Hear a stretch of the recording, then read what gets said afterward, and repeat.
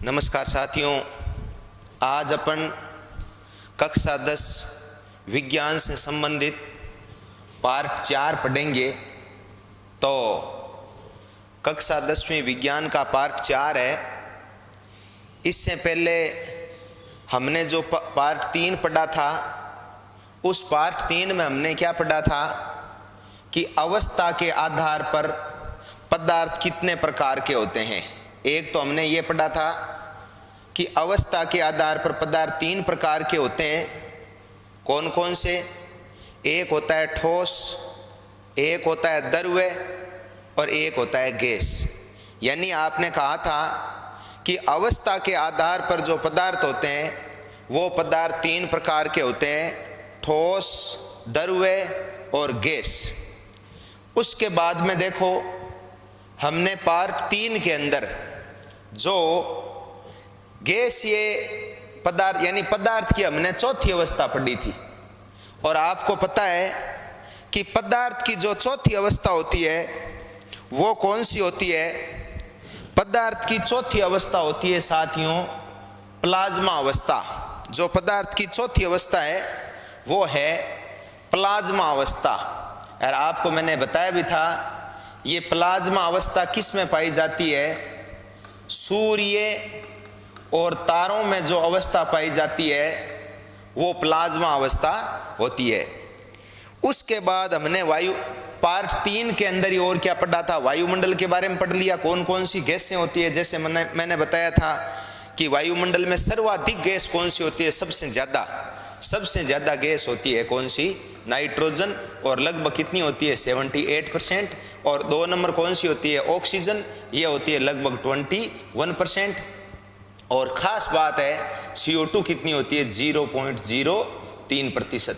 ये आपने वायुमंडल वाले चैप्टर में पढ़ा था।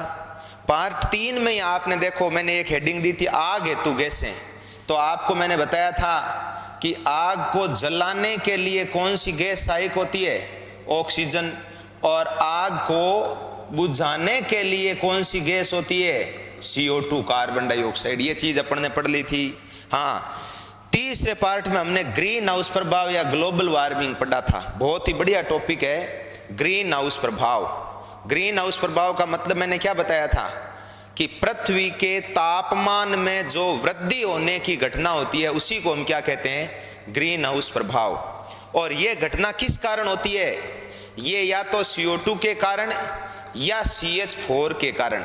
इसके अलावा मैंने आपको क्या बताया था? सल्फर व नाइट्रोजन के जो ऑक्साइड होते हैं उनके कारण। जैसे मैंने कहा था SO2 है, SO3 है, NO2 है, इनके कारण होता है। हाँ, तो देखो ग्रीन हाउस प्रभाव किसको कहते हैं ये बता दिया कि पृथ्वी के तापमान में दिन प्रतिदिन वृद्धि होने की घटनाएं क्या कहलाती है? ग्रीन हाउस प्रभाव कहलाती है। और प्रश्न ये आता है, ग्रीन हाउस गैसें कौन कौन सी होती है? ग्रीन हाउस का दूसरा नाम मैंने ग्लोबल वार्मिंग बताया था। प्रश्न आता है ग्रीन हाउस गैसें कौन कौन सी होती है? तो ग्रीन हाउस गैसें देखो, एक तो CO2 होती है, मुख्य गैस CO2 है। और दूसरी गैस कौन सी होती है? CH4। तो CO2 ध्यान रखना, इसकी मुख्य गैस है। और दूसरी है मेथेन गैस। तो आपको पता है CO2 की मात्रा वातावरण के अंदर 0.03% होती है। वर्तमान में आपको पता है उद्योग बहुत ज्यादा बढ़ रहे हैं, वाहनों की संख्या बहुत ज्यादा बढ़ रही है। तो ये बढ़ने के कारण क्या होता है? CO2 की मात्रा यदि वातावरण में इस निश्चित मात्रा से ज्यादा बढ़ती है, इसके कारण पृथ्वी के तापमान में क्या होती है? वृद्धि होती है। उसके बाद मैंने देखो ओजोन परत के बारे में बताया था। तो यहां आप एक तो इतनी चीज समझना कि खास बात यही है कि ये जो ओजोन परत है, एक प्रश्न तो ये आता है कौन सी मंडल में पाई जाती है? याद रखना, ये समताप मंडल में पाई जाती है। समताप मंडल की जो ऊपरी सीमा होती है, ऊपरी सीमा, उसमें ओजोन परत पाई जाती है।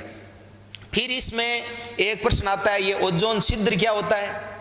ओजोन छिद्र का मतलब है जो ये ओजोन परत है, जो ओजोन परत है, इस परत में ये परत दिन प्रतिदिन पतली पड़ती जा रही है और ओजोन परत के पतली होने की घटना को ओजोन का क्या कहते हैं, छिद्र कहते हैं। हाँ, ओजोन परत किससे बनी होती है याद रखना, ये ओजोन गैस से बनी होती है जिसका सूत्र क्या होता है, O3। तो देखो ओजोन परत किससे बनी होती है ये मैंने बता दिया। ओजोन छिद्र क्या होता है, ओजोन परत का दिन प्रतिदिन पतला पड़ना। बात आती है कि ये ओजोन परत किस कारण पतली पड़ती है, तो इसके लिए आप याद रखना ओजोन परत के लिए मुख्य उत्तरदायी गैस कौन सी है, CFC, क्लोरोफ्लोरोकार्बन। और ये क्लोरोफ्लोरोकार्बन मुख्यतः किस में पाई जाती है, जो रेफ्रिजरेटर होते हैं, रेफ्रिजरेटर का मतलब क्या होता है, फ्रीज। और जो बड़े बड़े फ्रीज होते हैं ना उनको बोलते हैं प्रशीतक का मतलब आप जैसे मान लो आपने नाम सुना होगा कोल्ड स्टोरेज क्या होते हैं, जहां शीत, जिसको हिंदी में बोलते हैं शीत संग्रह, यानी जैसे बड़े बड़े प्लांट होते हैं जहां सब्जियों को क्या है सुरक्षित रखा जाता है, अरे सब्जियों को ठंडे स्थान पर रखकर खराब होने से बचाया जाता है, वो होते हैं प्रशीतक का मतलब ही एज रेफ्रिजरेटर ही है, लेकिन रेफ्रिजरेटर का ये बड़ा रूप है। तो ये बातें आपने पार्ट 3 के अंदर पढ़ी थी। हाँ, अब अपन आगे पार्ट 4 पढ़ते हैं। इससे पहले आपने यदि वीडियो को लाइक नहीं किया है तो वीडियो को लाइक करना, अपने साथियों के साथ शेयर करना, और यदि आपने PR सर नॉलेज चैनल को सब्सक्राइब नहीं किया है तो इस चैनल को आप सब्सक्राइब करना, ताकि इस चैनल के ऊपर आने वाली प्रत्येक सूचना आपको सबसे पहले प्राप्त हो सके। चलो साथियों, अब अपन शुरू करते हैं आज का पार्ट। तो पार्ट 4 के हमारे टॉपिक क्या है भाई, पार्ट 4 के टॉपिक है रासायनिक संगठन के आधार पर पदार्थ कितने प्रकार के होते हैं। हाँ देखो, रासायनिक संगठन के आधार पर पदार्थ 3 प्रकार के होते हैं। आपने पिछले वीडियो में क्या पढ़ा था, पिछले वीडियो में पढ़ा था अवस्था के आधार पर पदार्थ कितने प्रकार के होते हैं। तो वहां 3 प्रकार पढ़े थे आपने, ठोस, द्रव्य और गैस। अब हमारा अगला टॉपिक है कि रासायनिक संगठन के आधार पर पदार्थ कितने प्रकार के होते हैं। ध्यान रखना, रासायनिक संगठन के आधार पर पदार्थ 3 प्रकार के होते हैं। तत्व को अंग्रेजी में बोलते हैं एलिमेंट, यौगिक कंपाउंड, और 3 है मिश्रण यानी मिक्सर।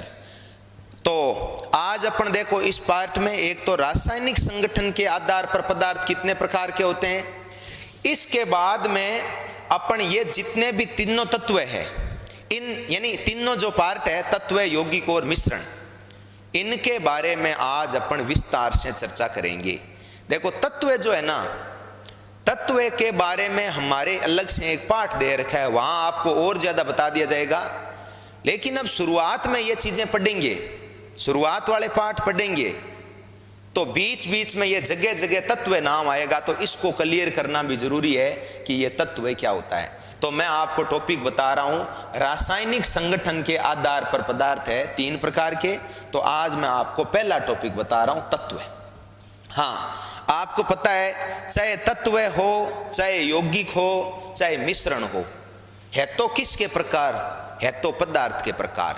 तो तत्व, देखो तत्व की खास विशेषता क्या होती है, तत्व याद रखना एक ही प्रकार के परमाणुओं से मिलकर बने होते हैं, ये तत्वों की खास बात है।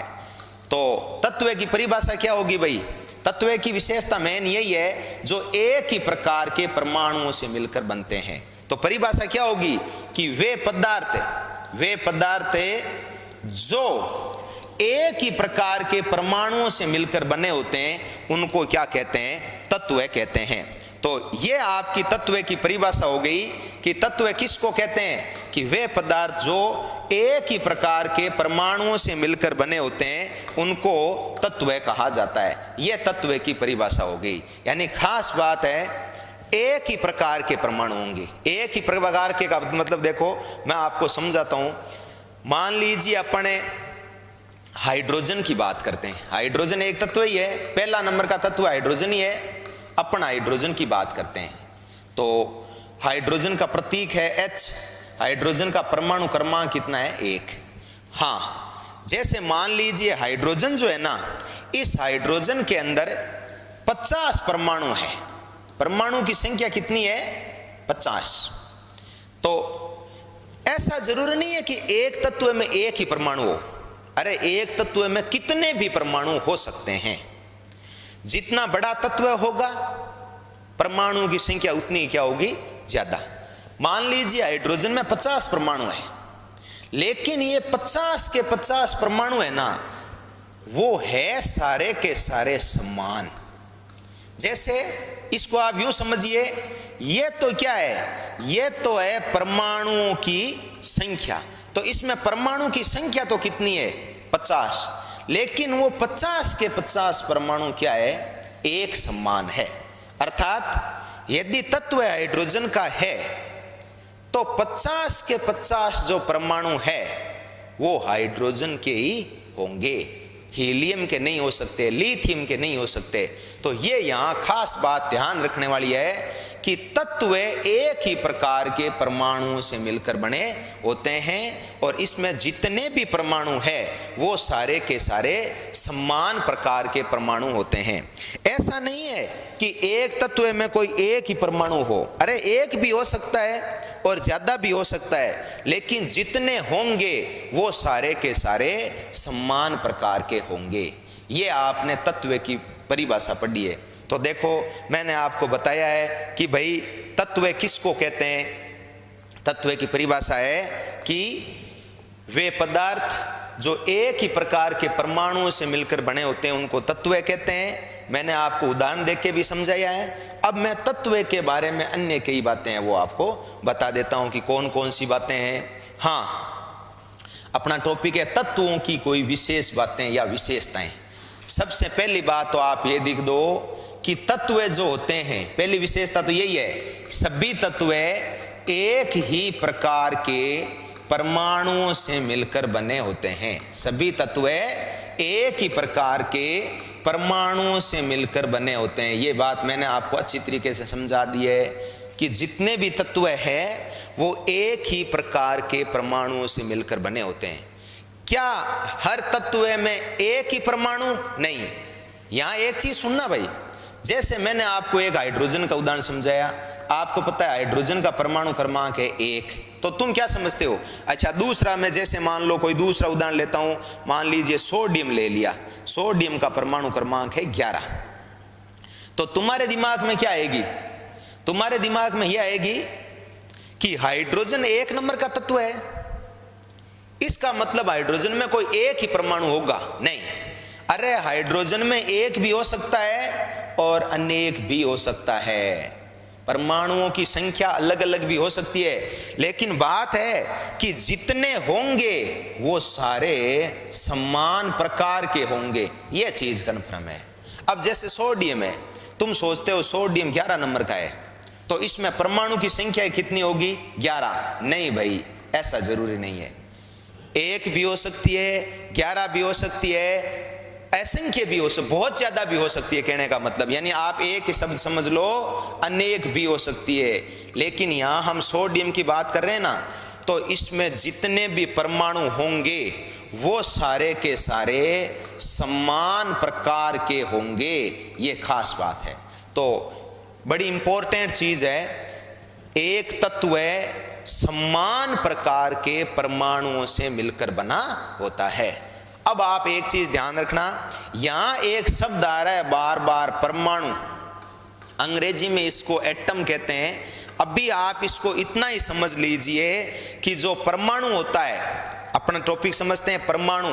परमाणु क्या होता है? कोई भी पदार्थ होता है, उस पदार्थ का जो सबसे छोटा से छोटा कण होता है, जब सबसे छोटा से छोटा कण होता है उसी को परमाणु कहते हैं। अपन परमाणु के बारे में एक अलग से पार्ट पढ़ेंगे जो हमारे लिए जरूरी है।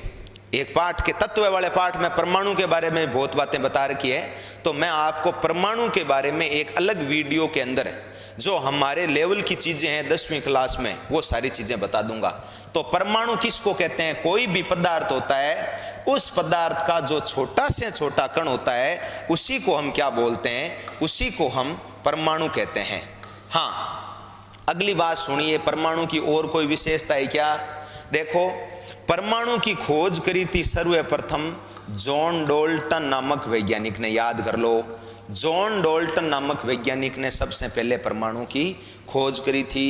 और ये परमाणु है ना, हमने क्या कहा है कि परमाणु पदार्थ का छोटा से छोटा कण है। तो देखो, जॉन डाल्टन ने तो क्या कहा था? जॉन डाल्टन ने तो एक बात बताई थी कि परमाणु जो होता है वो अविभाज्य होता है। अविभाज्य यानी अंग्रेजी में इसको क्या बोलते हैं? Non divisional. नॉन डिविजनल यानी इसको और ज्यादा विभाजित नहीं किया जा सकता। लेकिन साथियों, वर्तमान में खोजों से यह भी पता चल गया है कि परमाणु को भी आगे विभाजित किया जा सकता है। परमाणु को भी आगे विभाजित किया जा सकता है। लेकिन खास बात सुनना, कोई भी पदार्थ है, कोई भी पदार्थ है, उस पदार्थ की जो मूल इकाई होती है, कोई भी पदार्थ है उसकी जो मूल इकाई है, देखो ये शब्द बहुत बार आएगा अपने विज्ञान में, बायोलॉजी वाले पाठों में भी आएगा, ये इसकी मूल इकाई है। मूल इकाई किसको कहते हैं? इसका मतलब होता है कोई भी पदार्थ है या कोई भी वस्तु यदि कोई अपना काम करती है, क्रिया करती है, तो उसका पूरा का पूरा काम इस मूल इकाई पर डिपेंड करता है। मूल इकाई किसको कहते हैं? जैसे मान लो अपन सजीव है, आप कहते हो कि सजीवों की मूलभूत इकाई कौन सी होती है? कोशिका। सजीवों की मूलभूत इकाई कौन सी है? कोशिका। इसका मतलब क्या है? सजीवों का पूरा काम किसके द्वारा होता है? कोशिका के द्वारा होता है। तो परमाणु जो होता है पदार्थ की क्या होती है? परमाणु पदार्थ की मूलभूत इकाई होती है। इसका मतलब किसी भी पदार्थ का पूरा जो काम होता है वो किसके ऊपर निर्भर करता है? परमाणु के ऊपर निर्भर करता है। तो शुरू में तो वैज्ञानिक जैसे जॉन डाल्टन ने तो कहा था कि परमाणु क्या होता है? अविभाज्य होता है, लेकिन बाद में चला कि परमाणु को भी आगे विभाजित किया जा सकता है। और फिर आप इसमें एक चीज और कर लो, जो परमाणु होता है, इस परमाणु में यह खास बात है, जो परमाणु होता है इस परमाणु में 3 मूल कण होते हैं जो अपने काम की चीज है, केवल मैं उतना ही बता रहा हूं। कौन कौन से? एक तो होता है इलेक्ट्रॉन, ये 3 मूल कण है। एक तो है इलेक्ट्रॉन, एक होता है प्रोटॉन और एक होता है न्यूट्रॉन। जो परमाणु है इस परमाणु में 3 मूल कण पाए जाते हैं, इलेक्ट्रॉन, प्रोटॉन और न्यूट्रॉन। और एक चीज सुनना, प्रश्न आता है इन तीनों में से ही मेन कौन है? इलेक्ट्रॉन। इन तीनों का जो मूल है ना वो इलेक्ट्रॉन है। कई बार एबे सेदे वाले प्रश्न में आ जाता है परमाणु का मूल कण है, तीनों ऑप्शन दे देते हैं, या तो लिखा है उपरोक्त सभी, और या ऑप्शन में 3 ऑप्शन ये दे दिया और चौथे ऑप्शन में दे दिया प्रोटॉन व न्यूट्रॉन। तो समझ लेना वहां पर आपका राइट ऑप्शन क्या होगा? इलेक्ट्रॉन। परमाणु का मूल कण कौन सा होता है? इलेक्ट्रॉन। बाकी की उत्पत्ति तो इलेक्ट्रॉन के बाद ही हुई है। तो यहां अपन बात करते हैं कि परमाणु के अंदर जो इलेक्ट्रॉन होता है वो इसका मूलभूत कण होता है। यानी परमाणु के वैसे तो 3 मूल कण माने जाते हैं, इन तीनों में से ही अपन बात करें कि मूल कौन सा है, तो इन तीनों में मूल कौन सा होता है? इलेक्ट्रॉन होता है। इन तीनों की अपन विशेषता सुनते हैं। ये इलेक्ट्रॉन याद रखना, ये ऋणावेशित कण होता है, ऋणावेशित यानी माइनस का चिन्ह होता है इसके ऊपर। और प्रोटॉन होता है, ये प्रोटॉन ध्यान रखना धनावेशित कण होता है, प्लस। और जो न्यूट्रॉन होता है वो न्यूट्रॉन विद्युत रूप से उदासीन होता है। उदासीन का मतलब है इसके ऊपर न तो प्रोटॉन होता है और इसके ऊपर न इलेक्ट्रॉन होता है। तो ये परमाणु के 3 मूल कण हो गए, इलेक्ट्रॉन, प्रोटॉन और न्यूट्रॉन। इलेक्ट्रॉन तो हो गया माइनस का, प्रोटॉन हो गया धनावेशित प्लस का, और न्यूट्रॉन क्या हो गया, विद्युत रूप से उदासीन।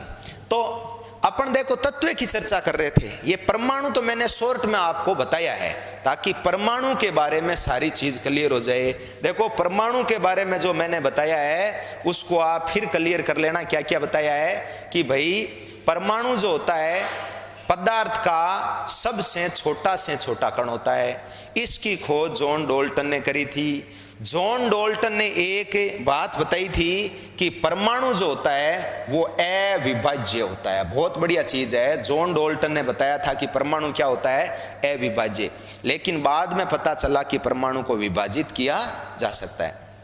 तो अभी आप अपने दिमाग में इतनी बात बिठा लो कि परमाणु पदार्थ का छोटा से छोटा कण होता है। हर पदार्थ की जो मूल इकाई होती है वो क्या होती है, परमाणु होती है। कहने का मतलब है हर पदार्थ का जो काम होता है, क्रिया होती है, वो परमाणु के ऊपर आधारित होती है। फिर आपने पढ़ा था कि भाई परमाणु की कौन कौन सी इकाइयां होती है।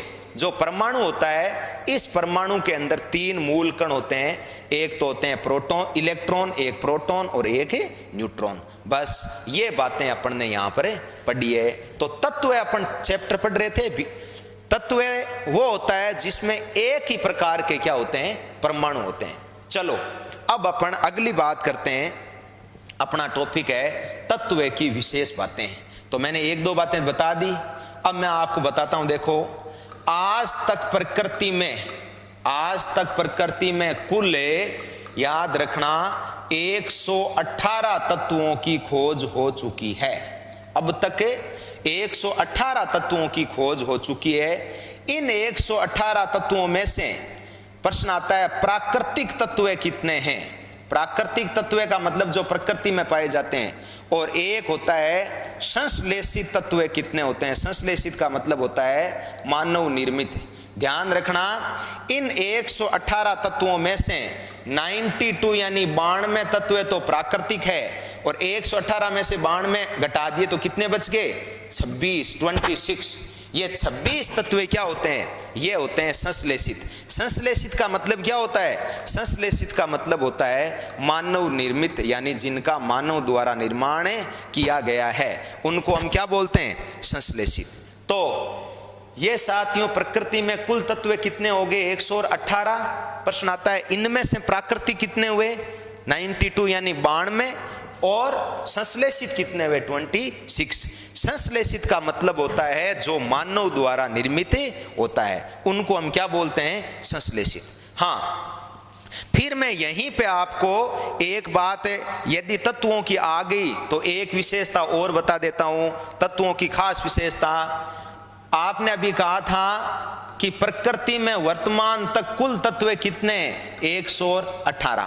प्रश्न ये आता है, अभी मैं आपको अगला चैप्टर बताऊंगा, यहीं से याद कर लो पहले ही कि जितने भी तत्व हैं इन तत्वों को ध्यान रखना 3 भागों में बांटा जाता है।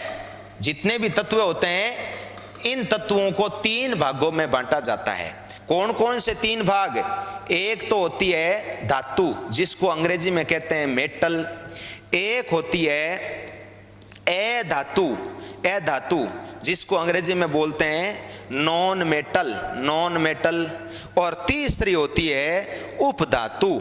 ये तीसरी उपधातु है जिसको अंग्रेजी में बोलते हैं सब मेटल, या इसी को अंग्रेजी में बोलते हैं मेटेलोइड। हाँ तो बात यह है कि प्रकृति में टोटल तत्व कितने, 118। उन 118 तत्वों में से कितनी तो है धातु, कितनी है अधातु और कितनी है उपधातु। ध्यान रखना 118 में से लगभग 84 धातुएं हैं और उपधातुएं, ये उपधातुएं कितनी होती है संख्या में 7। अपने पास टोटल तत्व कितने हुए, 118, और इन 118 में से आपको पता है धातुएं कितनी होगी, 84, 84। उपधातु कितनी होगी, सब मेटल 7, तो 84 और 7 कितने हो गए, 91 यानी 91। अब अब बच गए कितने, 118 में से 91 घटा दो तो कितनी बच गई, ये 27 क्या होती है, 27 साथियों उपधातुएं होती है। तो मैं आपको अभी धातु, अधातु और उपधातु आगे अपने पूरा विस्तार से मैं अभी शॉर्ट में इनके बारे में आपको बता दूंगा। एक वीडियो में केवल और केवल धातु, अधातु और उपधातु का बता दूंगा, जिसमें अपने धातु से संबंधित सारी की सारी चीजें क्लियर हो जाएगी। तो कुल तत्व कितने हुए, 118। 118 को में से धातुएं कितनी होगी, 84, याद कर लो ये आंकड़ा। उसके बाद में उपधातु होगी 7 और अधातुएं कितनी होगी, 27। तो कुल मिला के हमारे पास टोटल तत्व कितने हो गए, 118 का मैंने वर्गीकरण बता दिया। हाँ, तो देखो मैंने दो चीज बताई है, यहां ध्यान दो। एक तो ये याद कर लो कि कुल 118 तत्व है। यदि धातु, अधातु और उपधातु आपको पूछ लिया जाए तो धातु तो है 84, उपधातु है 7 और अधातु कितनी होती है, 27। और यदि प्रश्न तुमको यहां से पूछ लिया जाए कि भाई तुम्हारे पास जो टोटल 118 तत्व हैं, उन 118 में से प्राकृतिक तत्व कितने हैं, प्राकृतिक का मतलब है जो प्रकृति में पाए जाते हैं, जिनको प्रकृति से प्राप्त किया गया है। बड़ा अच्छा प्रश्न है, ये तत्व कितने हैं, 92। और ये 26 तत्व जो है ना, ये प्राकृतिक नहीं है, अर्थात इन 26 तत्वों को मानव द्वारा संश्लेषित किया गया है। तो ये देखो अपन ने तत्वों का क्या कर लिया, वर्गीकरण। अब तत्वों की विशेष बातों में हम एक दो बात और पढ़ लेते हैं कि जो प्रत्येक तत्व होता है, याद रखना, जो प्रत्येक तत्व होता है, प्रत्येक तत्व को एक विशेष प्रतीक के द्वारा प्रदर्शित किया जाता है। प्रतीक, हर तत्व का अपना क्या होता है, प्रतीक। जैसे मान लीजिए हाइड्रोजन है, हाइड्रोजन है, हाइड्रोजन का प्रतीक क्या होता है, H। जैसे कि मान लीजिए हीलियम है, तो हीलियम का प्रतीक क्या है, He। यानी प्रत्येक तत्व को एक विशेष प्रतीक के द्वारा प्रदर्शित किया जाता है। और उस प्रतीक जो है ना, मैं यहां से एक नई चीज बता देता हूं, प्रतीक को कैसे प्रदर्शित किया जाता है, खास बात सुनना। प्रतीक जो है ना, प्रतीक यदि 2 अक्षरों का है तो पहला अक्षर हमेशा बड़ा आएगा और दूसरा अक्षर हमेशा छोटा आएगा। और यदि प्रतीक एक ही अक्षर का है तो वो एक ही अक्षर का है तो प्रतीक का पहला अक्षर क्या आएगा, बड़ा आ जाएगा। तो तत्व के अपन प्रतीक की बात कर रहे हैं। यदि प्रतीक देखो, प्रतीक जो है ना, कई तत्वों का प्रतीक तो एक अक्षर का होता है, कई का तो एक अक्षर का होता है, कईयों का प्रतीक 2 अक्षर का होता है, और कई तत्व ऐसे होते हैं जिनके प्रतीक 3 अक्षर के भी होते हैं। लेकिन चलो ये 3 अक्षर वाले अपने 10वीं लेवल में नहीं है तो इनको छोड़ो आप। अब मैं आपको प्रतीक को शॉर्ट में बताना चाहता हूं, प्रतीक को लिखा कैसे जाता है। ध्यान देना, यदि कोई तत्व है उसका प्रतीक 1 अक्षर का है तो वो हमेशा ही क्या, 1 अक्षर का है, वो हमेशा ही कैपिटल लेटर में आएगा, यानी अंग्रेजी के बड़े अक्षर में आएगा। और यदि 2 अक्षरों का है तो उसका जो पहला अक्षर है वो तो आएगा कैपिटल ए, और जो उसका दूसरा अक्षर है वो आएगा स्मॉल, यानी दूसरी ABCD में आप यूं समझ लीजिए। तो अब ये चीज क्लियर हो गई कि 1 अक्षर का है तो उसका पहला अक्षर कैपिटल आएगा, और 2 अक्षर का है तो भी पहला अक्षर क्या आएगा, कैपिटल। इसका मतलब आप प्रतीक लिखने के लिए खास बात ध्यान रखना, पहला अक्षर हमेशा ही बड़ा ही लिखना, कैपिटल ही लिखना। अब वो 1 ही अक्षर का है तब तो बड़ा ही रह जाएगा, और यदि 2 अक्षर का है तो पहला तो आएगा बड़ा और दूसरा आएगा छोटा। जैसे मान लीजिए ये हीलियम है, हीलियम को यदि आपने ऐसे लिख दिया HE, गलत है भाई, प्रतीक की दृष्टि से ये पूरा गलत है। क्यों कि इसका पहला अक्षर क्या आना चाहिए, पहला अक्षर कैपिटल आना चाहिए। तो हमें इसको क्या लिखना चाहिए, HE ऐसे लिखना चाहिए। तो पहला अक्षर कैपिटल आ जाएगा और दूसरा अक्षर क्या आ जाएगा, स्मॉल आ जाएगा। और जिसमें 3 अक्षर का है मान लीजिए तो पहला अक्षर कैपिटल और बाकी दोनों क्या आ जाएंगे, स्मॉल है। 1 अक्षर का है, जैसे मान लीजिए ऑक्सीजन का प्रतीक है O तो ये कैपिटल लिख दो, नाइट्रोजन का N तो ये क्या लिख दो, N लिख दो। तो मैंने यहाँ एक विशेषता बता दी है कि तत्वों को हमेशा एक विशेष प्रतीक के द्वारा ही प्रदर्शित किया जाता है। प्रतीक को अंग्रेजी में बोलते हैं सिंबल, सिंबल के द्वारा प्रदर्शित किया जाता है। तो आप शॉर्ट में इतना ही समझ लीजिए, मैंने जो अपने काम की चीज थी 10वीं लेवल की वो सारी चीजें मैंने आपको बता दी है कि प्रतीक को लिखा कैसे जाता है। और एक सुनना, जो टोटल 118 तत्व हैं, उन 118 तत्वों का सभी का अपना अपना क्या है, प्रतीक है। यानी हर तत्व का अपना विशेष क्या होता है, प्रतीक होता है। तो ये तत्व की विशेषताएं हो गई। अब देखो मैं विशेष बात में एक बात और बता देता हूं तत्व की, जो खास बात है कि कौन सी बात होती है, जो प्रत्येक तत्व होता है, जो प्रत्येक तत्व होता है, प्रत्येक तत्व का एक निश्चित परमाणु क्रमांक होता है। प्रत्येक तत्व का एक निश्चित क्या होता है, परमाणु क्रमांक। परमाणु क्रमांक को अंग्रेजी में बोलते हैं एटॉमिक नंबर। अरे नंबर का मतलब क्रमांक या संख्या, और एटॉमिक नंबर को याद रखना Z से प्रदर्शित किया जाता है। अरे हर तत्व का अपना एक परमाणु क्रमांक होता है। अब जैसे देखो हाइड्रोजन है तो हाइड्रोजन का परमाणु क्रमांक कितना है, 1। हीलियम है, इसका परमाणु क्रमांक कितना है, 2। लिथियम है तो लिथियम का परमाणु क्रमांक कितना हो गया, जैसे हीलियम का हो गया कितना, 2। और लिथियम का परमाणु क्रमांक कितना है, 3। बेरिलियम का कितना है, 4। ऐसे करते करते अब मैं आपको एक वीडियो में बता दूंगा, आप किताब में से याद भी कर लेना।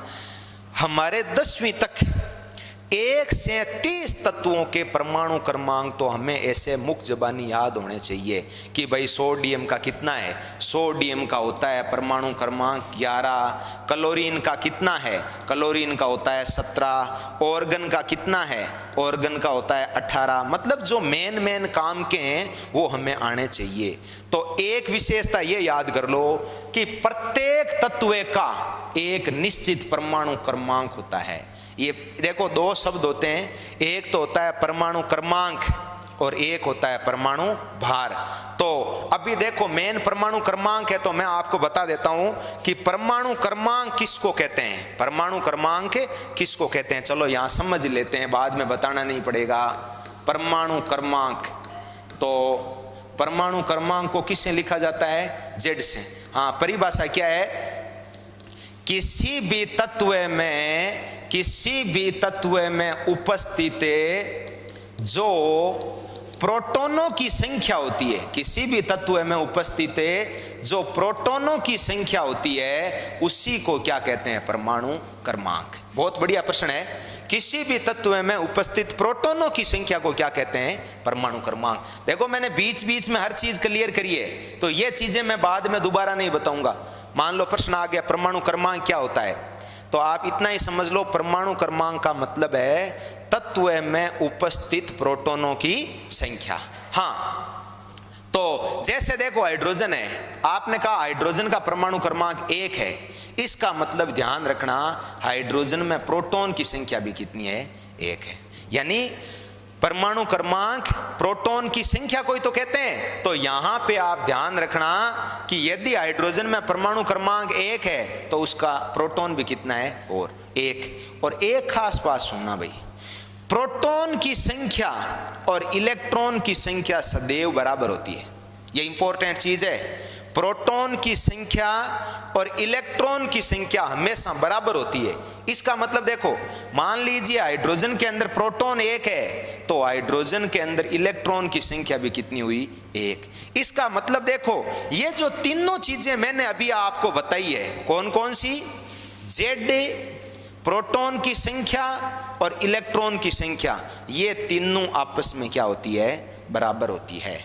अब आपको कोई प्रश्न में से पूछ लिया जाए कि किसी तत्व में इलेक्ट्रॉन की संख्या 6 है, उसमें प्रोटॉन की संख्या बताओ, तो इलेक्ट्रॉन यदि 6 है तो प्रोटॉन भी कितने, 6। और प्रोटॉन की संख्या जितनी होती है उसी को क्या कहते हैं, उसका परमाणु क्रमांक। तो यहां से क्लियर कर लो कि परमाणु क्रमांक किसको कहते हैं, किसी भी तत्व में उपस्थित प्रोटॉनों की संख्या को उसका परमाणु क्रमांक कहते हैं। तो प्रोटॉनों की संख्या और परमाणु क्रमांक एक ही है, और प्रोटॉनों की संख्या हमेशा इलेक्ट्रॉन की संख्या के क्या होती है, बराबर होती है।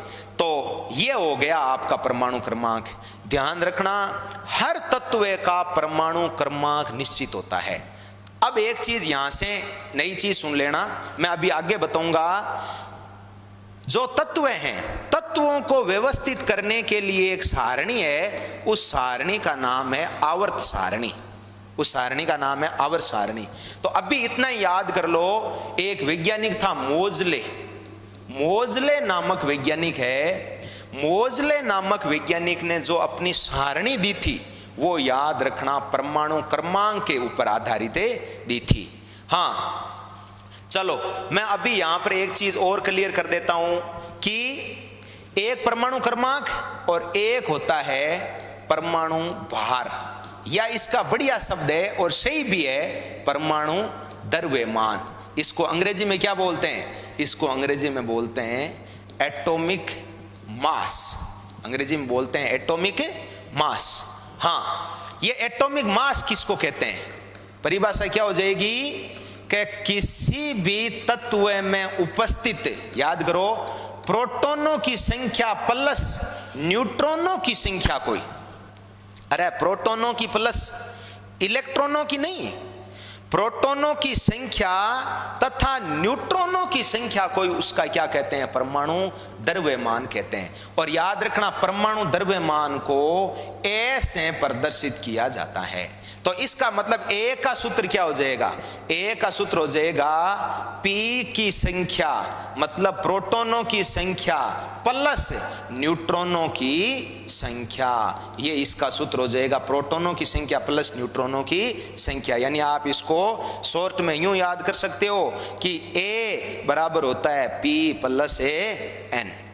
तो देखो मैंने यहां दोनों पॉइंट आपको क्लियर करवा दिए कि परमाणु क्रमांक क्या होता है? प्रोटॉनों की संख्या। परमाणु भार क्या होता है या परमाणु द्रव्यमान क्या होता है? वो होता है प्रोटॉनों की और न्यूट्रॉनों की संख्या। अब देखो मैं यहां अपने काम की चीज, अरे पूरा टॉपिक है ये अपने एक पूरा पाठ दे रखा है। अब मैं यहां जो काम की चीज है वो मैं आपको बता देता हूं कि आपको यहां पे क्या पढ़ना है। हाँ देखो, चलो मैं आपको तत्वों की अगली विशेषता बता रहा हूं कि सभी तत्वों को एक निश्चित, याद करो, सभी तत्वों को एक निश्चित सारणी में व्यवस्थित किया जाता है। उसी सारणी को क्या कहते हैं? उसी सारणी को कहते हैं आवर्त सारणी। यहीं से क्लियर कर लो, मैं तत्वों की अगली विशेषता बताने लग गया हूं। सभी तत्वों को एक निश्चित सारणी में व्यवस्थित किया जाता है, उस सारणी को क्या कहते हैं? आवर्त सारणी। अभी मैं बताऊंगा आपको आवर्त सारणी का कैसा चित्र होता है, क्या होती है आवर्त सारणी, ये बताऊंगा। आवर्त सारणी को अंग्रेजी में बोलते हैं पेरियोडिक टेबल, इसको अंग्रेजी में बोलते हैं पेरियोडिक टेबल। तो अभी इतना याद कर लो, आवर्त सारणी किसको कहते हैं? अरे इतना ही ध्यान रखना है कि तत्वों को व्यवस्थित करने के लिए एक निश्चित सारणी बनाई जाती है, उसी सारणी को क्या कहते हैं? आवर्त सारणी कहते हैं। हाँ याद कर लेना, सर्वप्रथम, बहुत बढ़िया प्रश्न बता रहा हूं, अपनी किताब का ही प्रश्न है, सर्वप्रथम आवर्त सारणी किसने दी थी? मेंडलीफ नामक वैज्ञानिक ने दी थी। सर्वप्रथम आवर्त सारणी किसने दी थी? मेंडलीफ ने। वैज्ञानिक का नाम याद करो। मेंडलीफ ने जो ये आवर्त सारणी दी है, ये किस आधार पर दी थी? ये याद रखना परमाणु द्रव्यमान के आधार पर दी थी। परमाणु द्रव्यमान को किससे प्रदर्शित किया जाता है? ए से। तो मेंडलीफ ने जो सारणी दी वो किसके आधार पर दी थी? परमाणु द्रव्यमान के आधार पर दी थी, ए के आधार पर दी थी। सर्वप्रथम तो इसी ने दी, इसीलिए याद रखना प्रश्न आ जाए कि आवर्त सारणी का जनक किसको कहते हैं? वो है उत्तर आपका मेंडलीफ। यानी मेंडलीफ को आवर्त सारणी का जनक कहा जाता है। लेकिन देखो साथियों, उस समय तक जितने भी तत्व ज्ञात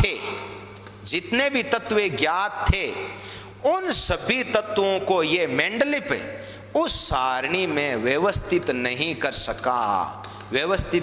सका, यानी जचा नहीं सका। इसलिए मेंडलीफ की जो सारणी थी वो आगे जाकर असफल साबित हो गई। लेकिन एक चीज ध्यान रखना, विज्ञान में असफल होना बड़ी चीज नहीं है। विज्ञान में नयापन लाना, नई खोज लाना, जिसको आधुनिक वर्ड क्या बोलते हैं? Innovation, research. इनोवेशन का मतलब होता है नई नई खोज, जिसका हिंदी में नाम होता है नवाचार। तो विज्ञान ये नहीं कहती कि आप असफल हो गए, कोई दिक्कत नहीं है। जो वैज्ञानिक असफल हुआ वो भी उतना ही प्रसिद्ध है जो सफल हुआ। क्यों?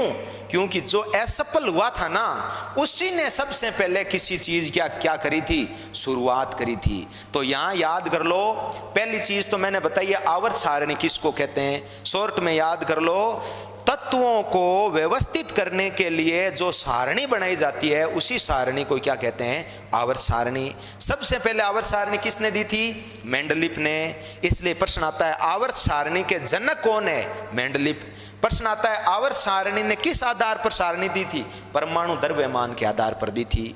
लेकिन उसकी कमी क्या थी, उस समय तक जितने भी ज्ञात तत्व थे उन सभी तत्वों को यह व्यवस्थित नहीं कर सका, लेकिन एक नई शुरुआत कर दी। हाँ, मैं आपको इसी चैप्टर में आगे बता रहा हूं कि जब मेंडलीफ असफल हुआ तो आगे एक वैज्ञानिक आए भाई, मोजले नामक वैज्ञानिक ने यह सोचा कि भाई मेंडलीफ जी ने परमाणु द्रव्यमान के आधार पर तो सारणी दे दी और वो है असफल, इसलिए उस मोजले ने अपनी सारणी दी थी परमाणु क्रमांक के आधार पर। अभी देखो मैंने आपको परमाणु क्रमांक बताया था पीछे टॉपिक में। परमाणु क्रमांक को किससे प्रदर्शित किया जाता है, जेड से। परमाणु क्रमांक क्या होता है, तत्व में उपस्थित प्रोटॉनों की संख्या को क्या कहते हैं, परमाणु क्रमांक। हाँ, तो मोजले आया और मोजले ने अपनी सारणी किस आधार पर दी, परमाणु क्रमांक के आधार पर दी। तो मोजले ने जो सारणी दी उस सारणी को कहते हैं आधुनिक आवर्त सारणी। याद कर लो, आधुनिक आवर्त सारणी यानी मॉडर्न पेरियोडिक टेबल। तो प्रश्न आता है आधुनिक आवर्त सारणी के जनक कौन है, वो कौन है भाई, मोजले। और मोजले ने अपनी सारणी किस आधार पर दी थी, परमाणु क्रमांक के आधार पर। और आज अपन जो सारणी पढ़ते हैं वर्तमान में, वो याद रखना मोजले की आवर्त सारणी पढ़ते हैं। और मोजले की आवर्त सारणी में बहुत ही कम कमियां हैं, बहुत कम कमियां हैं। मतलब आज तक जो 118 तत्व ज्ञात है उन सभी तत्वों को इस मोजले की सारणी में व्यवस्थित किया जा सकता है। तो अब आपके यहाँ दो प्रश्न हो गए। एक प्रश्न तो ये हो गया कि आवर्त सारणी, देखो केवल शब्द आ जाए आवर्त सारणी का जनक कौन है, वो तो है मेंडलीफ। प्रश्न आ जाए आधुनिक आवर्त सारणी का जनक कौन है, वो है मोजले। मेंडलीफ ने अपनी सारणी किस आधार पर दी थी, परमाणु द्रव्यमान के आधार पर, ए के आधार पर। और मोजले ने अपनी सारणी किस आधार पर दी है, परमाणु क्रमांक के ऊपर आधारित दी थी। हाँ, तो आवर्त सारणी मैंने अभी इसी वीडियो में आगे एक जगह बताऊंगा आपको कि आवर्त सारणी क्या होती है। अब आप यहाँ ध्यान कर लेना, मैंने आपको परमाणु क्रमांक समझा दिया, परमाणु द्रव्यमान समझा दिया, आवर्त सारणी बता दी। कहने का मतलब है देखो मैंने तत्व की सारी विशेषताएं आपको बता दी। तत्व की मैंने आपको कौन कौन सी विशेषताएं बताई है भाई। सबसे पहले एक बार देखो मैं शॉर्ट में रिवीजन करा रहा हूं कि कुल तत्व कितने थे, 118। उनमें से प्राकृतिक कितने थे, 92।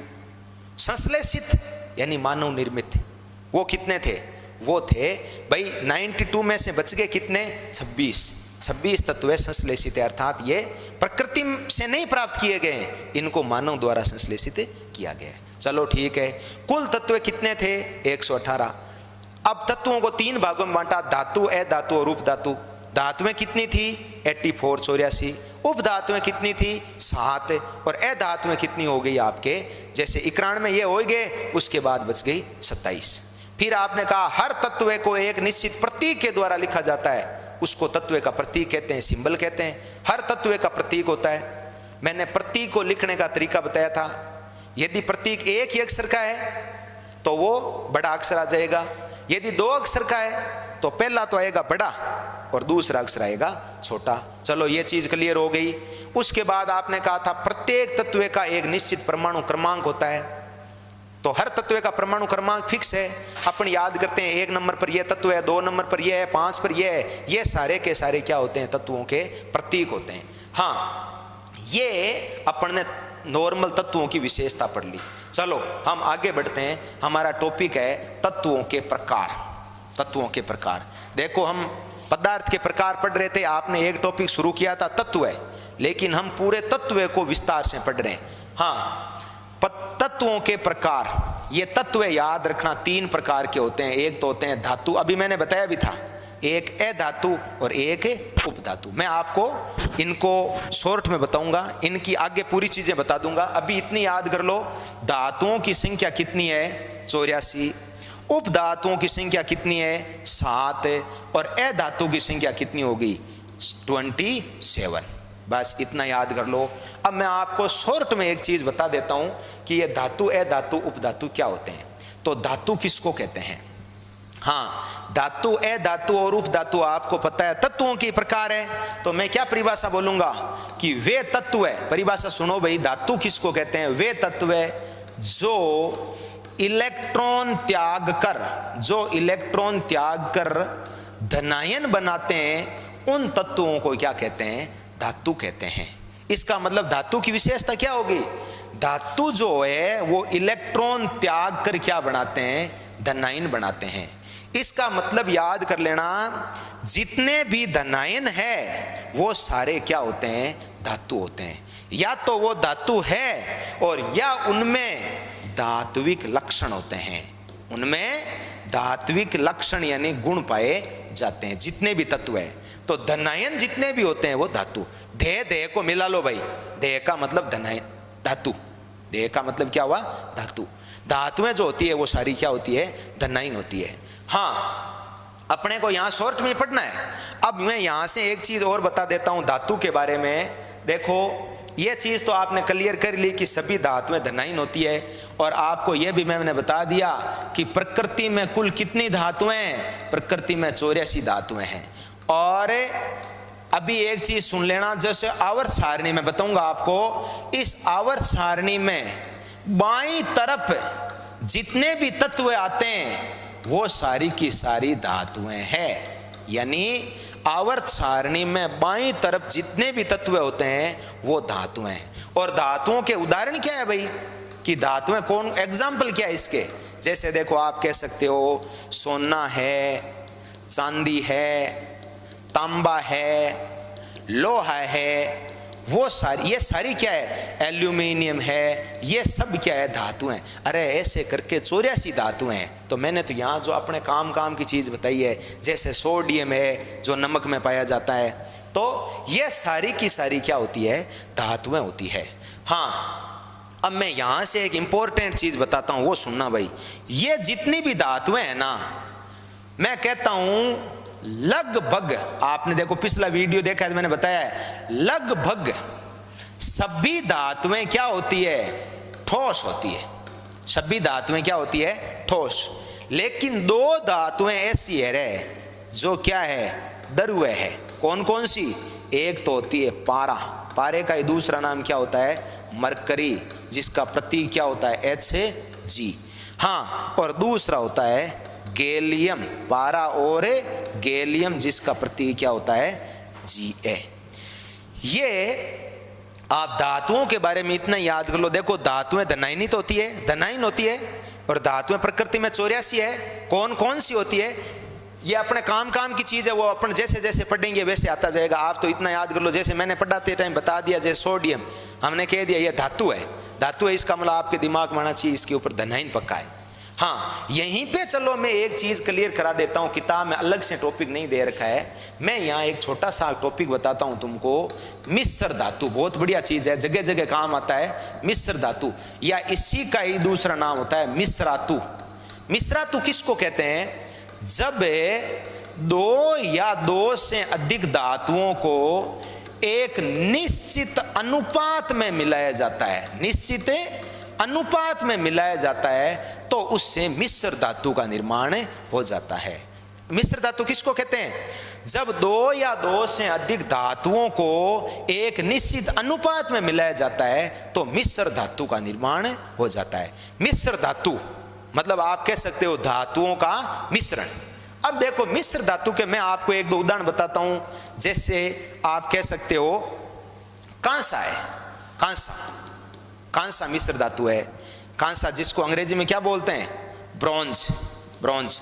इसके अलावा जैसे मान लो स्टील है, ये स्टील भी क्या है, मिश्र धातु।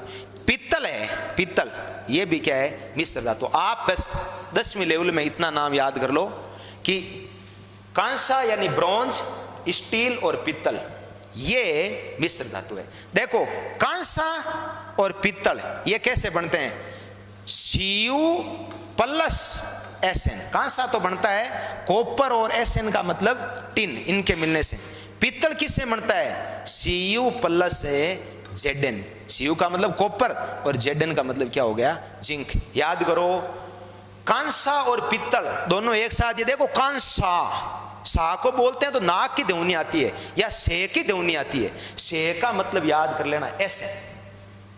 तो कॉपर देख लो कांसा में भी है, पित्तल में भी है, लेकिन कांसे में एस एन आ गया और इसमें पित्तल में क्या आ गया, जेड एन आ गया। अब अपने देखो स्टील वर्तमान में खूब काम में लेते हैं अपन, स्टील लोहे से ज्यादा काम आता है।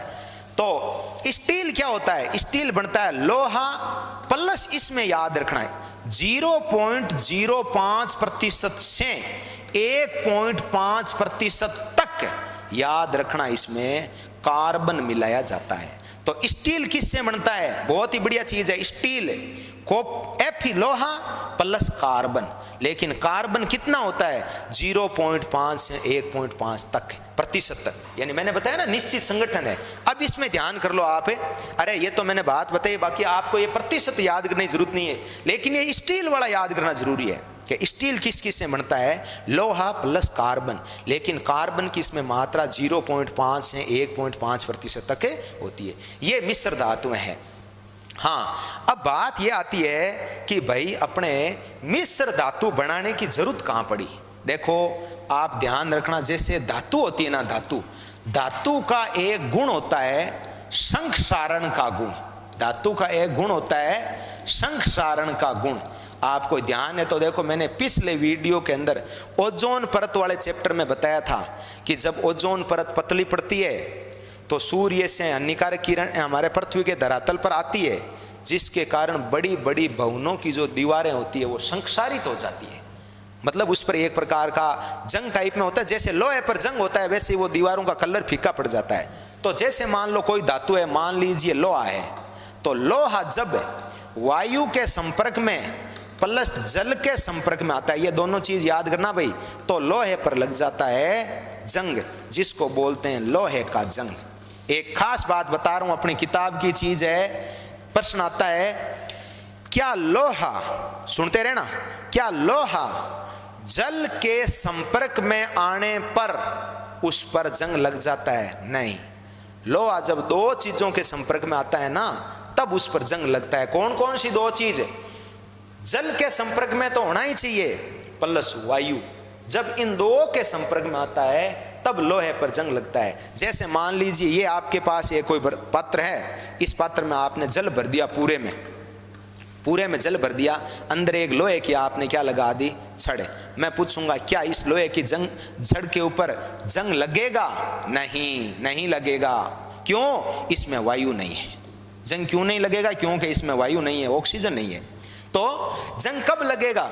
जैसे मान लो यही पात्र है, इस पात्र में आपने जल भर दिया और ये क्या लगा दिया आपने, ये लगा दिया आपने छड़, और ऊपर यहाँ क्या है देखो वायु, और ये क्या हो गया, जल। क्या इस लोहे पर जंग लग जाएगा? हाँ, इस लोहे पर जंग लग जाएगा। क्यों?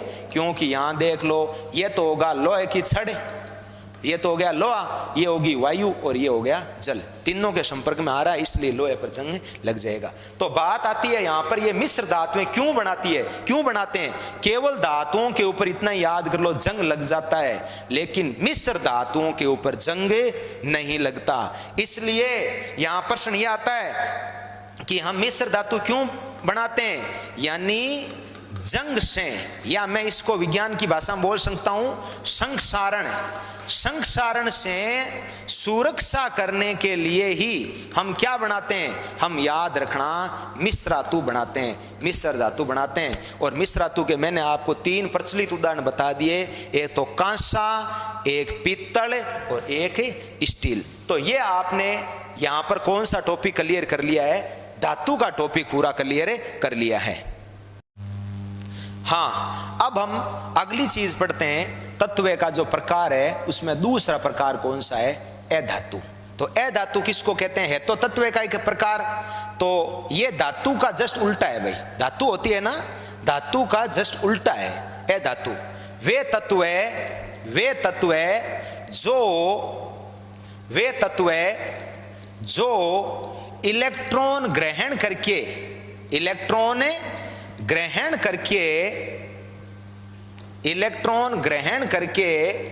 जो ऋणायन बनाते हैं उनको क्या कहते हैं? अधातु। देखो, धातुएं सारी क्या थी? धातुएं तो थी धनात्मक, लेकिन आप इतना याद कर लो, अधातुएं सारी क्या होती है? ऋणात्मक होती है। इनके ऊपर ऋणायन पाया जाता है। तो परिभाषा याद हो गई होगी। वे तत्व जो इलेक्ट्रॉन ग्रहण करके ऋणायन बनाते हैं उनको क्या बोलते हैं? अधातु कहते हैं। अब ऋणायन वाले उदाहरण कौन कौन से हैं? जैसे देखो, क्लोरीन है, फ्लोरीन है, ब्रोमीन है, आयोडीन है, ऑक्सीजन के ऊपर -2 होता है, नाइट्रोजन के ऊपर -3 होता है। ये देखो, हमारे काम की चीजें मैंने बता दी है। और सबसे इंपॉर्टेंट सुनना भाई, ये कार्बन होता है ना, ये कार्बन भी एक अधातु है। अरे हमारे कार्बन के बारे में एक पूरा पाठ है, यहीं से याद कर लेना, ये कार्बन एक अधातु है। लेकिन देखो, कार्बन की खास बात है, ये इलेक्ट्रॉन त्याग भी सकता है और ग्रहण भी कर सकता है। तो अभी इतना ही याद कर लो, ये कार्बन क्या है? एक अधातु होती है। हाँ, अधातु किसको कहते हैं? जो ऋणायन बनाते हैं वो।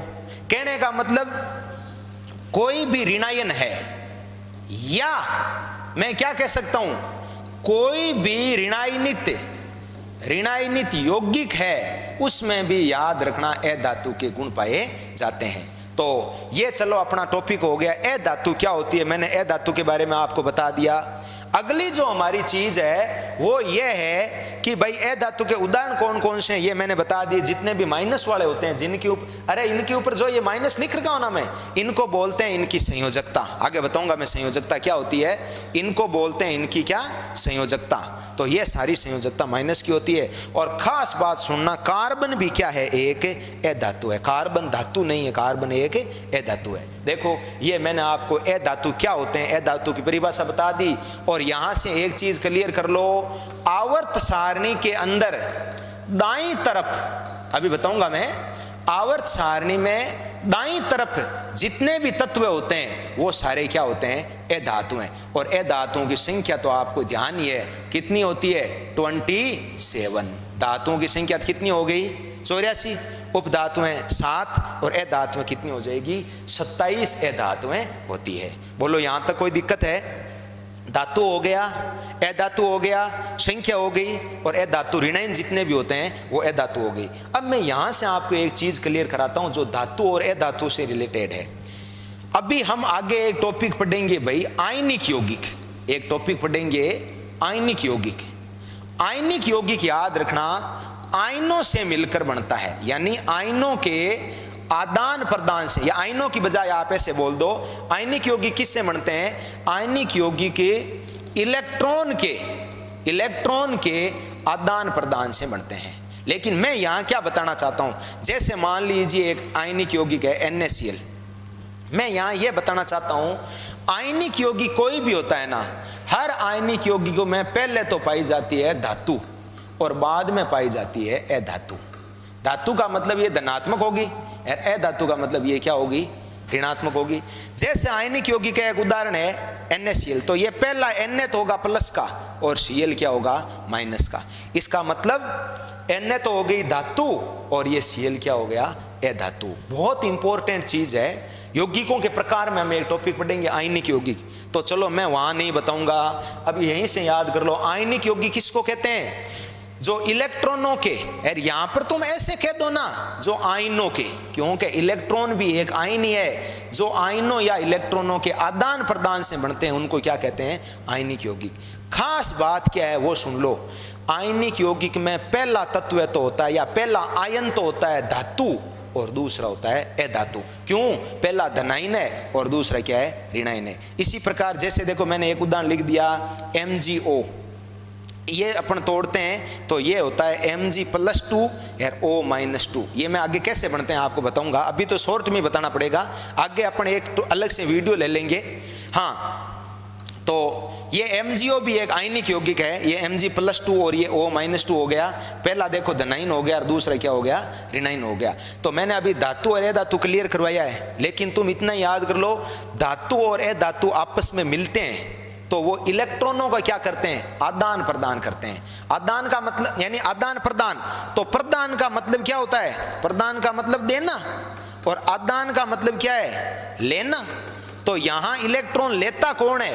अरे लेती तो है धातु, और इलेक्ट्रॉन देता कौन है? देता है अधातु। क्यों? क्योंकि आपने धातु किसको कहा था?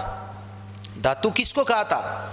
जो इलेक्ट्रॉन देकर धनायन बना लेते हैं। इसका मतलब धातु के पास इलेक्ट्रॉन की कमी हो जाती है, इसलिए धातु तो इलेक्ट्रॉन लेती है और अधातु इलेक्ट्रॉन देती है। तो ये आपका टॉपिक हो गया धातु और अधातु, और इनसे बनने वाला यौगिक कौन सा? आयनिक यौगिक। और यहाँ एक चीज क्लियर कर लेना भाई, अभी मैं आवर्त सारणी दिखाऊंगा आपको। इस आवर्त सारणी के अंदर, इस आवर्त सारणी के अंदर जो दाईं तरफ आते हैं वो सारे क्या होते हैं? अधातु होते हैं। हाँ, अब चलो अपन आगे बढ़ते हैं। उपधातु। उपधातु किसको कहते हैं? ये तत्व का तीसरा प्रकार है।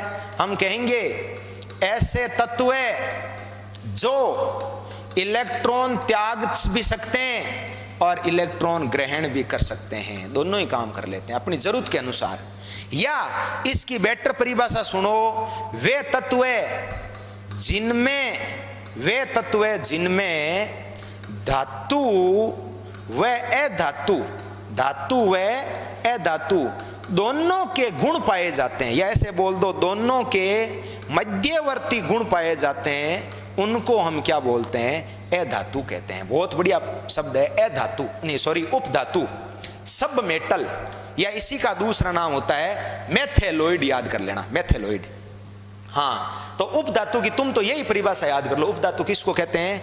वे तत्व जो जिनमें धातु और अधातु दोनों के मध्यवर्ती गुण पाए जाते हैं, उनको हम क्या बोलते हैं?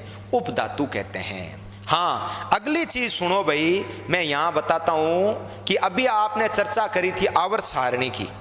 तो ये जो आवर्त सारणी होती है, इस आवर्त सारणी में याद करना, इस आवर्त सारणी में एक बीच में टेढ़ी मेढ़ी रेखा होती है, टेढ़ी मेढ़ी रेखा। तो आवर्त सारणी में इस टेढ़ी मेढ़ी रेखा पर जो भी तत्व आते हैं वो सारे याद रखना उपधातुएं होती है, मेथेलोइड होती है, सब मेटल। इंपॉर्टेंट चीज है, आवर्त सारणी में टेढ़ी मेढ़ी रेखा पर जो भी तत्व आते हैं वो सारे क्या होते हैं? उपधातुएं। और आपको पता है उपधातुओं की संख्या कितनी होती है? 7 होती है भाई। और ये तो प्रश्न इंपॉर्टेंट है कि कौन कौन सी होती है, ये भी मैं अभी आपको बताऊंगा। उपधातुओं की संख्या कितनी होती है? 7। तो एक बार यहां तक ये कौन कौन सी होती है, जैसे मान लो बोरोन है, सिलिकॉन है, जर्मेनियम है, आर्सेनिक है, एंटीमनी है, टेल्यूरियम है और पोलोनियम है। ये 7 उपधातुएं होती है। अभी मैं इनको याद करने का आपको एक ट्रिक बताऊंगा, उस ट्रिक से आप इनको आसानी से याद कर सकते हो।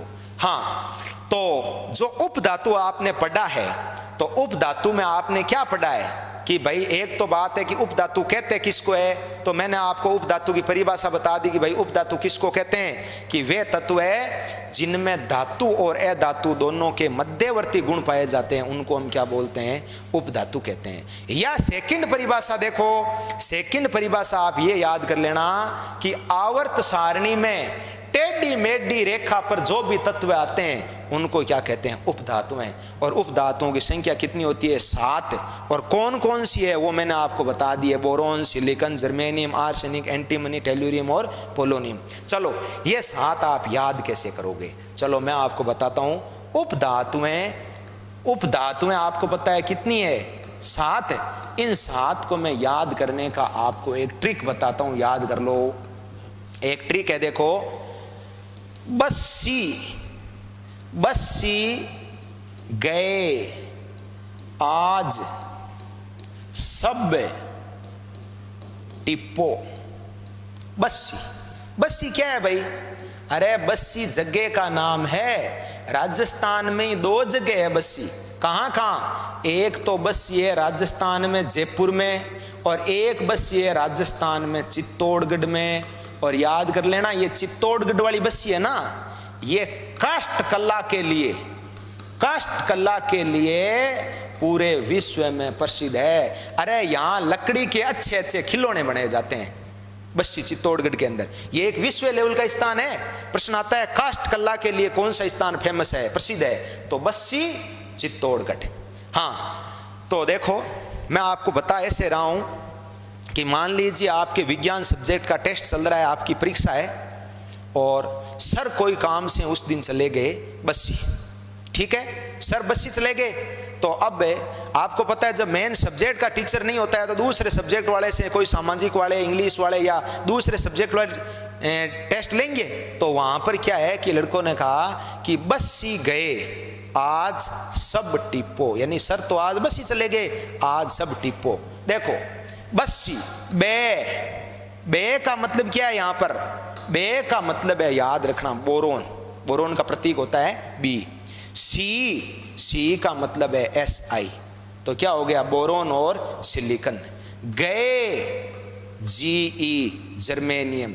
आज AS, क्या हो गए? आज। कितने हो गए? बस्सी गए आज सब, सब का हो गया SB। SB किसका प्रतीक होता है? याद रखना, एंटीमनी का। टिप्पो को अलग लिख लो, टीरपो। टी को टी का मतलब है TE, TE का मतलब होता है टेल्यूरियम, टेल्यूरियम। और P का मतलब होता है साथियों पोलोनियम, और पोलोनियम ये हो गया आपका प्रतीक, क्या हो गया इसका?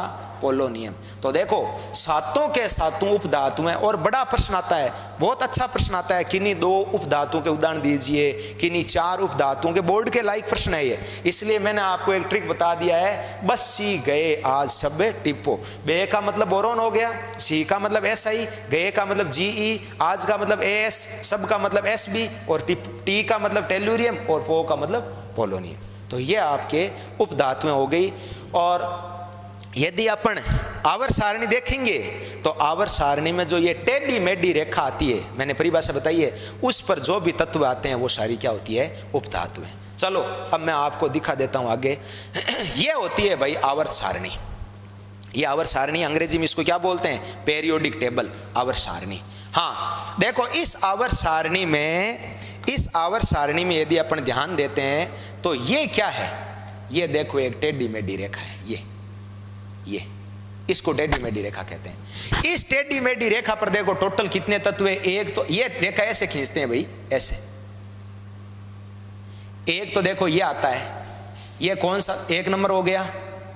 फिर 2 नंबर पर देखो ये आता है, ये 2 नंबर हो गया। इसके अलावा ये देखो 3 नंबर हो गया। इधर ये देख लो 4 नंबर हो गया। ये 5 नंबर, ये 6 नंबर, और ये 7 नंबर। देख लो इस टेढ़ी मेढ़ी रेखा पर टोटल तत्व कितने आ गए? 7। B boron, SI silicon, GE germanium, AS arsenic, SB antimony, TE tellurium, PO polonium. ये देख लो सातों के सातों क्या हो गई? उपधातु हो गई। हाँ, तो ये आवर्त सारणी है भाई। ये जैसे आवर्त सारणी की टेढ़ी मेढ़ी रेखा मानते हैं इसको, ये तरफ हो गई बाईं तरफ। ये क्या है? बाईं तरफ। और ये इस साइड वाली क्या है? दाईं तरफ। याद रखना, बाईं तरफ कौन आते हैं? बाईं तरफ आती है धातुएं, जो प्रकृति में कितनी है? 84। और ये दाईं तरफ है, ये दाईं तरफ क्या आते हैं? अधातुएं। और ये अधातुएं संख्या में कितनी होती है? ये होती है 27। और टेढ़ी मेढ़ी रेखा पर क्या आते हैं? इसके ऊपर आते हैं उपधातुएं, उपधातुएं।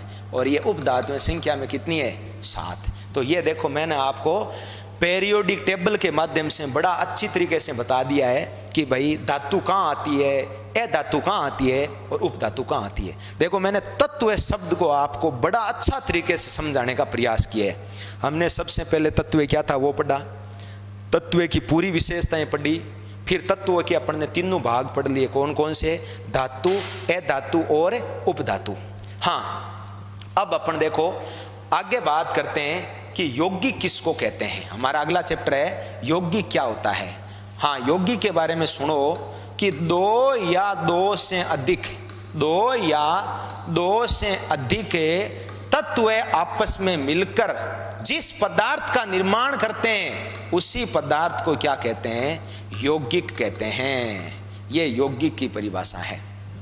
जब दो या दो से अधिक तत्व मिलते हैं तो वही क्या कहलाते हैं, यौगिक कहलाते हैं। जैसे मान लीजिए आपने कह दिया तुम्हारे पास एक तो है हाइड्रोजन, एक है तुम्हारे पास ऑक्सीजन, इन दोनों के मिलने से मिल गया बन गया जल, तो ये जल क्या है भाई, एक यौगिक है। इसी प्रकार आपने कह दिया तुम्हारे पास एक तो है सोडियम, एक है क्लोरीन, इनके मिलने से बन गया भाई NaCl। ये NaCl अभी मैंने आपको बताया था, ये NaCl क्या होता है, ये NaCl एक आयनिक यौगिक होता है जो धातु और है धातु से मिलकर बनता है। हाँ, तो यहाँ देखो एक चीज सुनो, इनको आप क्या बोलते हैं, रासायनिक समीकरण। ये हाइड्रोजन है, ये ऑक्सीजन है। देखो ये क्लोरीन है, ये सोडियम है। आपने सोडियम को तो Na2 ऐसे नहीं लिखा, बाकी सब में 2 लिखा है। कोई बता सकता है ऐसा क्यों? ऐसा क्यों? अपने दिमाग में लाओ, यहां 2 क्यों लगाया? अरे ये सारी की सारी ध्यान रखना गैस से हैं, और मैंने गैस वाले चैप्टर में बताया था कि गैस से हमेशा ही अणु अवस्था में पाई जाती है। गैस से है ये, अणु का मतलब जिसमें दो या दो से अधिक परमाणु हो। इसलिए हाइड्रोजन अकेले को जरूरत पड़े तो H नहीं लिख सकते, O अकेला हम नहीं लिख सकते, हमें O2 लिखना पड़ेगा। क्यों? ये सब गैस हैं, हाइड्रोजन है, ऑक्सीजन है, नाइट्रोजन है, कार्बन डाइऑक्साइड है, कार्बन मोनोऑक्साइड है, क्लोरीन है, फ्लोरीन है, ये सब गैस हैं। इनके लिए हमें यहाँ 2, 3 जो भी है वो लगाना पड़ेगा। तो देखो ये मैंने इसीलिए 2 लिखा है। हाइड्रोजन और ऑक्सीजन के मिलने से क्या बनता है, जल। तो ये जल क्या है, एक यौगिक है। और सोडियम और क्लोरीन के मिलने से क्या बन गया, NaCl। NaCl क्या होता है रे? अरे ये नमक का सूत्र है जो हम खाते हैं, साधारण नमक है, और इसका रासायनिक नाम होता है सोडियम क्लोराइड। तो ये आपका टॉपिक हो गया यौगिक।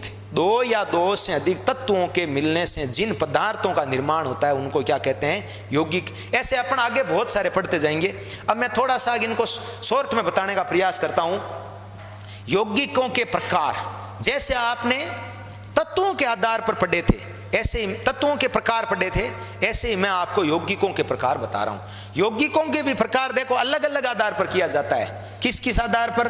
देखो कार्बन के आधार पर यौगिकों का वर्गीकरण किया जाता है ना। तो कार्बन के आधार पर यौगिक 2 प्रकार के हैं। बहुत इंपॉर्टेंट चीज है, अपने कार्बन का एक पूरा पाठ है। और अभी मैंने आपको एक बात बताई थी कि ये कार्बन क्या होता है। कार्बन साथियों एक अधातु है, नॉन मेटल है ये कार्बन। हाँ, तो कार्बन के आधार पर यौगिक 2 प्रकार के हैं। एक तो होता है कार्बनिक यौगिक और एक होता है अकार्बनिक यौगिक। चलो मैं बताता हूं कार्बनिक यौगिक किसको कहते हैं। सरल सी परिभाषा है कि ऐसे यौगिक जिनमें कार्बन पाया जाता है, जिनमें कार्बन पाया जाता है उन यौगिकों को कार्बनिक यौगिक कहते हैं। बस इतना याद कर लो, कार्बनिक यौगिक किसको कहते हैं, ऐसे यौगिक जिनमें कार्बन पाया जाता है उन यौगिकों को कार्बनिक यौगिक कहते हैं। अपने देखो कार्बन का पूरा पाठ है, ये सारी बातें आपको यहाँ बता देंगे। जैसे मान लीजिए मैंने ये लिख दिया CH4। अरे ये CH4 क्या होता है, ये मेथेन गैस का सूत्र है। तो ये मेथेन क्या है, एक कार्बनिक यौगिक। इसी प्रकार जैसे देखो ग्लूकोज, अपन यहाँ बात करते हैं ग्लूकोज क्या है। ग्लूकोज अरे जिससे हमें ऊर्जा मिलती है, ग्लूकोज जिसका सूत्र होता है देखो C6H12O6। ये ग्लूकोज भी क्या है, एक कार्बनिक यौगिक। इसके अलावा आपने अभी एक चीज पढ़ी थी CO2। CO2 देखो C कार्बन ही तो है। ये सारे क्या है, कार्बनिक यौगिक। तो कार्बनिक यौगिक किसको कहते हैं, जिन यौगिकों में कार्बन पाया जाता है उन यौगिकों को कार्बनिक यौगिक कहते हैं। अरे कार्बन का भी रसायन विज्ञान वाले चैप्टरों में बड़ा महत्व है। यह हो गया कार्बनिक यौगिक। अकार्बनिक यौगिक किसको कहते हैं, ऐसे यौगिक जिनमें कार्बन नहीं पाया जाता उन यौगिकों को क्या कहते हैं? अकार्बनिक यौगिक। आप कोई बता सकते हो अकार्बनिक यौगिक? अरे अभी मैंने आपको पीछे दो उदाहरण लिखे थे। एक तो जैसे देखो NaCl लिखा था, याद है तो, एक MgO लिखा था। NaCl साधारण नमक का सूत्र है और MgO किसका सूत्र है? Magnesium oxide. क्या इनमें कार्बन है? नहीं। इसका मतलब ये दोनों यौगिक कैसे हैं? अकार्बनिक। ऐसे अपन जैसे जैसे आगे पाठ शुरू करेंगे ना, बहुत सारे आते जाएंगे। तो कार्बन के आधार पर यौगिक दो प्रकार के हो गए। कौन कौन से? कार्बनिक और अकार्बनिक। जिनमें कार्बन पाया जाता है वो कार्बनिक, और जिनमें कार्बन नहीं पाया जाता वो क्या होता है? अकार्बनिक। हाँ, यौगिकों के देखो आगे प्रकार पढ़ते हैं। धात्विक यौगिक। अरे धात्विक यौगिक जो धातु से बने होते हैं, जो यौगिक धातु से बने होते हैं उनको धात्विक यौगिक कहते हैं, जिनमें धातु होती है। आप कोई उदाहरण बता सकते हो? अरे जैसे अभी मैंने आपको NaCl का उदाहरण दिया। NaCl में देखो ये Na क्या है? Na क्या है? एक धातु है। इसका मतलब ये क्या है? एक धात्विक यौगिक। यानी जिनमें धातु पाई जाती है वो यौगिक कौन से होते हैं? धात्विक। और ये उदाहरण देखो, यहाँ Cl क्या है? Cl एक अधातु है। इसका मतलब ये NaCl धात्विक में भी ले सकते हो और अधात्विक में भी ले सकते हो। इस प्रकार तो ये धात्विक यौगिक वो होते हैं जो धातु से बने होते हैं, या जिनमें धातु पाई जाती है उन यौगिकों को क्या कहते हैं? धात्विक। हाँ, अधात्विक यौगिक कौन से होते हैं? जो अधातु से बने होते हैं, या मैं कह देता हूं जिनमें अधातु पाई जाती है। अधात्विक यौगिकों का तुम एक बहुत अच्छा उदाहरण याद कर लेना भाई, बहुत बढ़िया चीज है। CO2 है, SO2 है, SO3 है, NO2 है, N2O3 है। देखो याद आ रही है तो मैंने आपको पीछे वीडियो के अंदर, गैस वाले वीडियो के अंदर बहुत अच्छी तरीके से समझाया था। ये अधात्विक यौगिक है, मेन याद कर लो ये। जैसे CO2 आपको पता है क्या करती है? अरे CO2 तो ग्रीन हाउस प्रभाव उत्पन्न करती है। SO2, SO3 और ये क्या करते हैं? ये तो है सल्फर के ऑक्साइड, ये नाइट्रोजन के ऑक्साइड। ये क्या करते हैं? ये आपको पता है अम्लीय वर्षा करते हैं। अम्लीय वर्षा में इनका मेन योगदान इनका ही होता है। तो ये अधात्विक यौगिक है। तो देखो यौगिकों के प्रकार कार्बनिक, अकार्बनिक, धात्विक और अधात्विक। तो यहां अपने इसके अलावा देखो इलेक्ट्रॉन के आधार पर यौगिक। एक तो आयनिक यौगिक, अभी मैंने बताया था। आयनिक यौगिक किसको कहते हैं? ऐसे यौगिक जो इलेक्ट्रॉनों के आदान प्रदान से बनते हैं उन यौगिकों को क्या कहते हैं? आयनिक यौगिक। मैं आपको ये यौगिक अलग से एक वीडियो में बता दूंगा, अभी शॉर्ट में समझ लीजिए। आयनिक यौगिक क्या होते हैं? वे यौगिक जो इलेक्ट्रॉनों के आदान प्रदान से बनते हैं उनको आयनिक यौगिक कहते हैं। जैसे मैंने इसका बेस्ट उदाहरण बताया था NaCl। Na प्लस है और Cl माइनस है। यहाँ Cl Na को एक इलेक्ट्रॉन याद रखना देती है, और देती कौन है आपको पता है? अधातु। अधातु जो होती है ना, अधातु याद रखना, अधातु हमेशा ही इलेक्ट्रॉन देती है। ये Cl क्या है? ये Cl एक अधातु है जो इलेक्ट्रॉन देती है।